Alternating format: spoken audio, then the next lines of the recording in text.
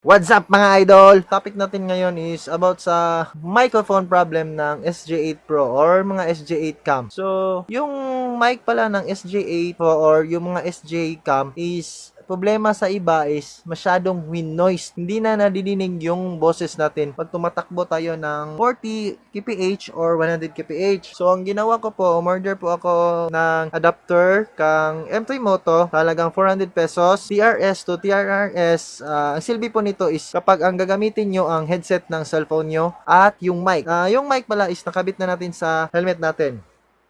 So, dito ko po nilagay yung mic. Diyan. Dito ko po nilagay yung mic sa harap ng, yan po. Diyan ko po nilagay sa harap ng bunganga ko. Ang yung mic pala is ginamitan ko ng dalawang surgical gloves at yun, yung tape na parang papel para hindi siya masyadong magalaw. So, magre-review muna tayo mga idol kung ano yung kinalabasan niya, kung sa takbong 50 to 100 is maingay pa din ba siya o masyadong wind noise. May wind noise pa rin ba?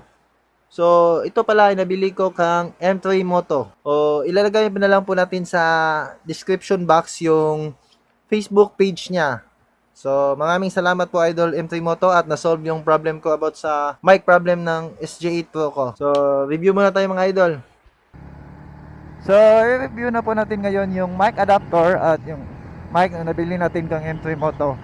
Ang volume settings pala ng ating mic is volume 5. So, hindi natin kailangan sumigaw kasi yung microphone is nakatapat sa bunganga natin.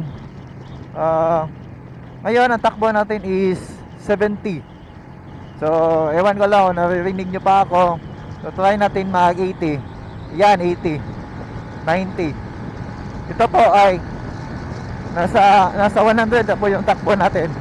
110.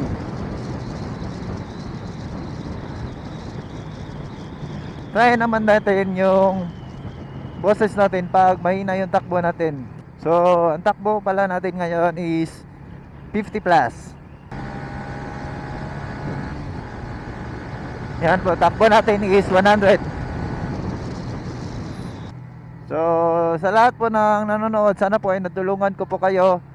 O may problema po kayo sa microphone nyo po is bumili na lang po kayo ng mic adapter. At kung gusto nyo pong gumamit ng headset, so gamitan nyo po ng TRS o TRRS. Yung nabili po natin yon sa halagang 100 pesos. Sa lahat pala nang nagtataka kung bakit wala na po tayong logo at logo intro, kasi hindi na po tayo, hindi, yung channel po natin ay hindi na about sa motovlogging, kundi all around na po yung channel natin. So lahat ng i-upload na upload po natin sa channel natin, kung ano, hindi lang about sa motovlogging, pati sa mga food trip, kalokohan, at ano-ano pa yung mga content dyan. So yung wala na tayong niche dyan at wala na po tayong main niche. Dati kasi yung niche natin is motovlogging. So shoutout pala sa iyo sa sponsor natin ngayon sa 4M Meat Shop, sa Team Gandol, at sa sponsor natin noon kang tatay sa Santos Lechon Manok, pinagmamay-ari ni Veneracion. Yung Facebook name nyo pa is Ako Si Doys. So salamat sa pag-grocery mo kang tatay idol. Ngayon lang kita na shoutout kasi na-corrupt yung memory natin. Sa mga bago pa lang sa channel ko, huwag nyo pong kalimutang mag-subscribe at click the bell button para lagi po kayong updated.